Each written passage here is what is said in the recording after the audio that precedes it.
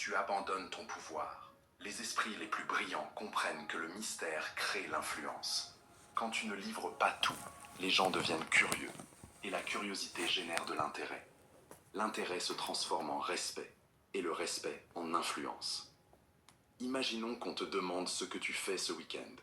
La plupart répondront « Je reste chez moi, je vais regarder quelques films ». C'est transparent, oui, mais aussi complètement banal. Maintenant, dis plutôt « J'ai quelque chose d'important à gérer ». Puis change de sujet. Ressens la différence. La première réponse te rend prévisible. La seconde te rend intrigant. Cela ne veut pas dire être fermé ou distant. Cela veut dire être sélectif. Tu choisis ce que tu partages et quand tu le fais. Les gens qui réussissent le mieux dans n'importe quel domaine maîtrisent ce principe. Ils en disent juste assez pour maintenir l'attention, mais jamais assez pour perdre leur avantage. Ton information, c'est ta monnaie. Ne la dépense pas n'importe comment. En pratiquant l'opacité calculée, les autres accordent plus de valeur à tes paroles, parce qu'ils savent que tu ne les utilises pas à la légère. Elles pèsent plus lourd parce qu'elles sont rares. L'objectif n'est pas d'être mystérieux pour faire style. L'objectif, c'est de garder la maîtrise de ton histoire et de tes relations. Deuxième trait, la persona adaptative. Tu n'es pas la même personne avec tout le monde. Tu ajustes ta personnalité selon ton interlocuteur. Les gens pensent te connaître, mais ils ne connaissent qu'une version de toi. Machiavel a écrit « Un prince ne doit jamais laisser échapper de ses lèvres autre chose que ce qui reflète la miséricorde, la loyauté, l'humanité, la droiture et la foi. Ainsi, il apparaîtra aux yeux de tous comme étant noble et digne. Ce n'est pas de la comédie, c'est de l'efficacité. Tu le fais déjà sans t'en rendre compte.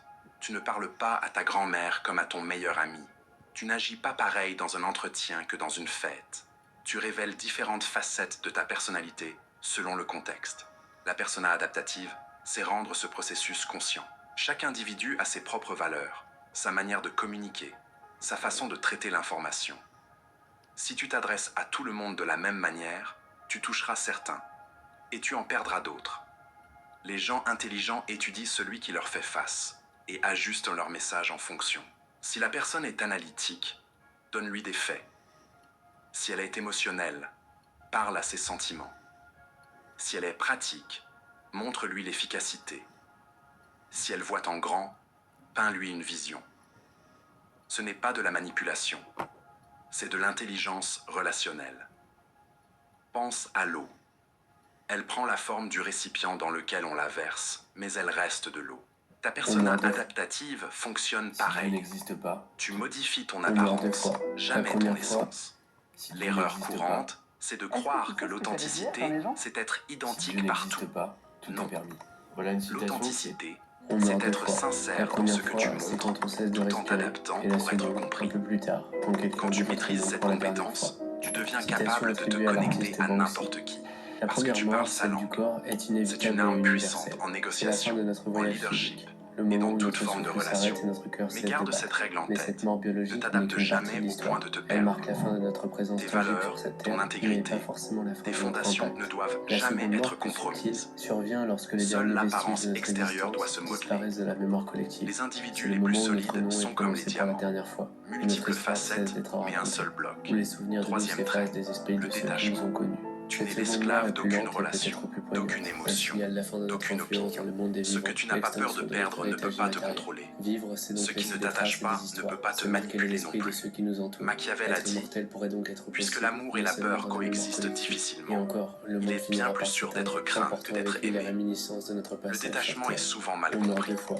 La Certains première pensent fois, que c'est c'est de quand on cesse de l'indifférence. respirer. Et Ce la n'est pas seconde, ça. un peu plus tard, C'est quand de la quelqu'un dit votre liberté. nom pour la La dernière majorité fois. des gens sont tenus par Citation leurs attribuée à attaches. l'artiste Banksy. Ils craignent de La perdre première leur mort, emploi. celle du corps, Alors est ils inévitable acceptent et les abus. universelle. C'est la Ils fin ont de peur notre de voyage perdre un physique. partenaire. Le moment où notre Alors souffle ils s'arrête et trahissent notre leurs cœur cesse de valeurs. battre.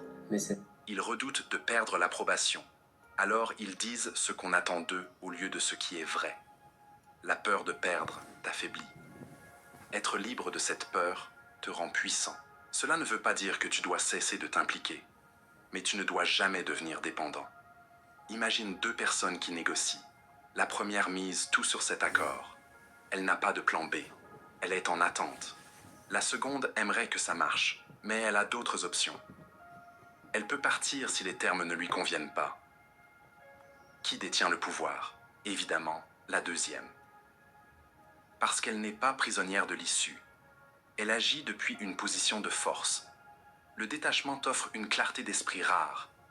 Quand tu n'es pas émotionnellement accroché au besoin d'avoir raison, tu vois les situations avec plus de lucidité. Quand tu ne mendis pas l'approbation, tu prends de meilleures décisions. Quand tu ne crains pas d'être seul, tu choisis mieux ceux que tu laisses entrer dans ta vie. Le paradoxe est le suivant. Plus tu te libères du besoin, plus ce que tu désires vient à toi. Pense aux personnes les plus confiantes. Ce n'est pas parce que tout leur réussit qu'elles sont sereines. C'est parce qu'elles savent qu'elles survivront, même si tout s'écroule. C'est ça, la puissance du détachement. Mais attention, cela ne signifie pas être négligent ou désintéressé. Tu peux te battre pour tes objectifs, aimer sincèrement les gens autour de toi. Mais tu ne dois jamais t'accrocher si fort à un résultat que tu en perds ta capacité à penser clairement et à agir stratégiquement.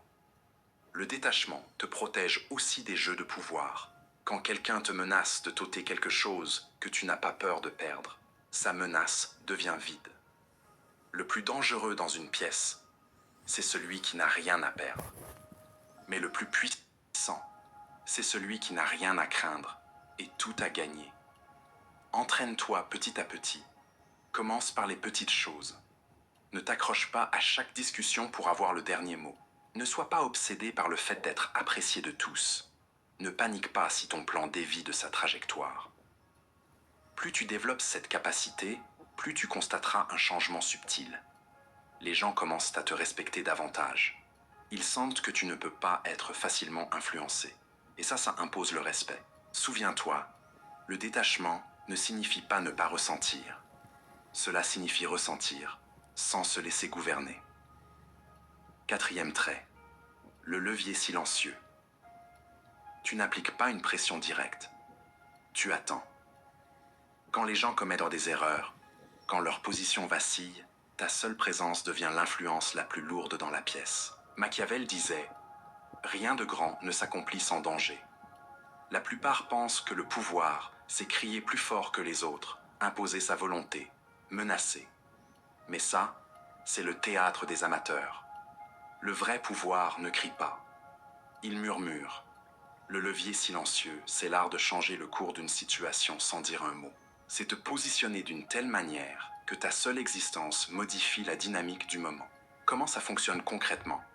Au lieu d'ordonner aux gens quoi faire, tu crées des conditions où ils voudront eux-mêmes faire ce qui te convient. Au lieu d'exiger du respect, tu deviens irremplaçable. Au lieu de conquérir la puissance, tu pousses les autres à te la céder volontairement. Prenons des exemples pratiques. Dans une conversation, le levier silencieux consiste à savoir quand faire une pause. La plupart sont mal à l'aise avec le silence, alors ils le remplissent, souvent avec des révélations qu'ils n'avaient pas prévu de faire. Quand toi, tu maîtrises ce silence, tu domines le tempo de l'échange. La prochaine fois qu'on te pose une question délicate, ne réponds pas tout de suite. Regarde ton interlocuteur. Laisse le silence s'installer quelques secondes, puis parle. Observe comment ton message prend du poids. En négociation, le levier silencieux, c'est d'avoir des alternatives, sans avoir besoin de les mentionner. Quand l'autre sait que tu as des options, il négocie autrement. Tu n'as pas besoin de menacer de partir. Ton calme à l'idée de partir suffit. Dans les relations, le levier silencieux, c'est devenir celui qui apporte sans jamais réclamer.